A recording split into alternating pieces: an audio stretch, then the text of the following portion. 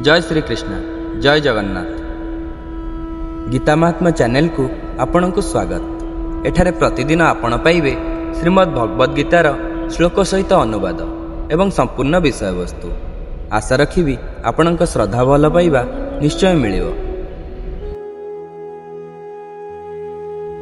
अध्याय 1 श्लोक 1। धृतराष्ट्र उवाच धर्मक्षेत्रे कुरुक्षेत्रे समवेतायुश्चव मामका पांडवाश्चैव किम कुर्वत संजय। अनुवाद। धृतराष्ट्र कहिले, हे संजय, मो पुत्रगण एवं पांडुपुत्रगण युद्ध करने को इच्छा करी धर्मक्षेत्र कुरुक्षेत्र रे एकत्रित होई कौन कले। राजा धृतराष्ट्र जन्मरू अंध थिबा व्यतीत आध्यात्मिक ज्ञानरू मध्य वंचित थिले।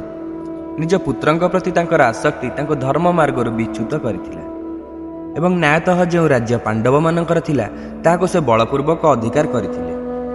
से निजर पुतुरा पांडुपुत्र मानक प्रति करथिबा अन्याय विषय रे सचेतन करले। तांकर दोषी मनोभाव तांको युद्धर परिणाम को नहीं आशंकाग्रस्त करथिला। तेणु से युद्धभूमिर घटना विषय रे संजय को पचारुचंती। एही श्लोक रे से संजय को पचारुचंती युद्धभूमि रे एकत्रित होई तांकर पुत्रगण एवं पांडुपुत्रगण कौन करुचंती। वर्तमान यह स्पष्ट थिला जे सेठारे सेमाने युद्ध करिबार एकमात्र उद्देश्य नहीं एकत्रित होइचंती।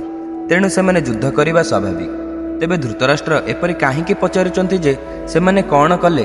तांकर एही संदेह को से व्यवहार करिथिबा शब्द धर्मक्षेत्र बा धर्मर क्षेत्र रु अनुमान करा जाई परिबो। कुरुक्षेत्र एक पवित्र भूमि थिला। सतपथ ब्रह्मांड रे एहाकु कुरुक्षेत्र देवजनम भाव वर्णना करा जाइछि। कुरुक्षेत्र देवता मानकर तर्पण करिबा स्थान अटे। अतएव यह धर्म को परिपृष्ट करिबार भूमि थिला।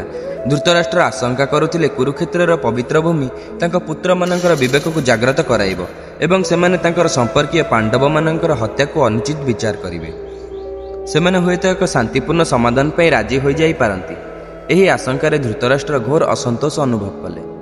से भाबिले जदि तांको पुत्र माने शांति पाई संधि करंती ताहेले पांडव माने सबुदिन पाई तांकर प्रतिबंधक होई रही जिवे। तेणु युद्ध हेबाकु से पसंद करुथिले। ता सहित युद्धर परिणति विषय रे से संधिहीन थिले। तांकर पुत्र मानकर भाग्य विषय जानिबाकु चाहुथिले।